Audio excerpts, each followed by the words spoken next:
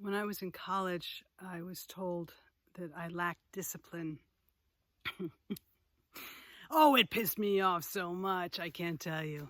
This was, after I put together my senior thesis show, and I can tell you that I worked my ass off. I was there many nights, all night long. I was there all the time working on stuff.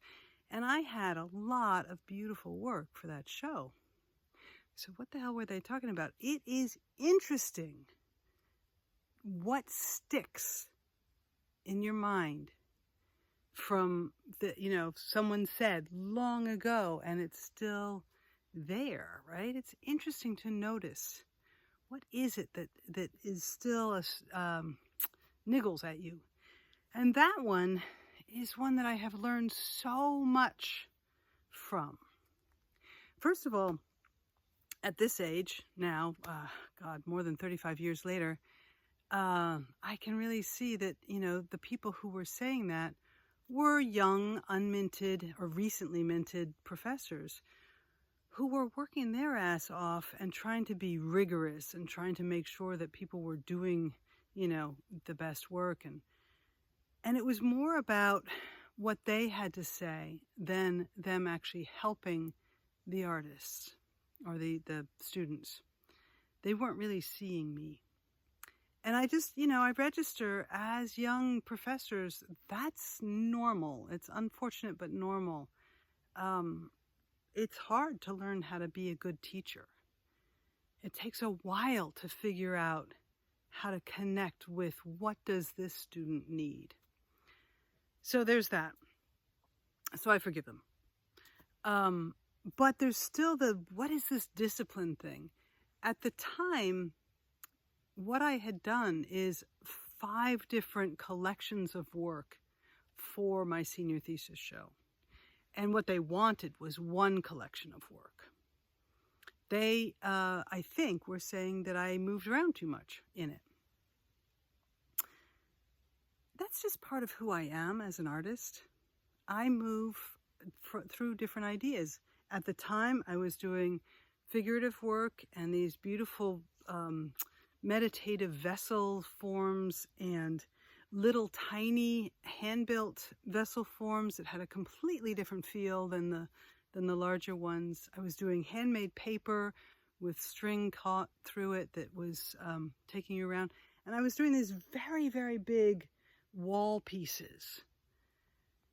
I was on fire with all these different ideas. And if you had told me I had to choose one and stay with it, I would have just ignored you because that wasn't possible at the time for me. I had too many ideas, and it was good. It was rich. It was exciting.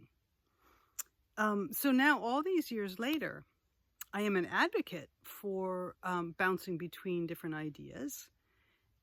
It comes in different flows. Your creative flow works differently at different times in your life. And just being true to what is happening for you is what's most important. So there's that. I'm an advocate for allowing yourself to play with different ideas. The other thing about it is right now I'm getting ready for another show. And this has been the case for me all my life, is that I produce different kinds of work. So if you come to my show, it sometimes looks a little bit like a group show. But if you look carefully, you can see the threads that are going through all of it. And I trust that. I trust that my voice and the ideas that are churning in me are finding expression in different ways, and they will connect to different people. And that's what's important. Right? The integrity of the work, the honesty of the work, the compassion or passion in the work. That's what's important. That's where you get to the truth of it. All right, Val Gilman, Taproot Arts and Insight. I hope that you can find the lessons in what people said long ago and register that they may not have been very wise, but they might have been pointing to something that is important for you to learn, even if it's antithetical to what they had to say. All right, Val Gilman, Taproot Arts and Insight. Links below, and save it and subscribe and share it. All right, I'll talk to you soon. I love comments. Please comment.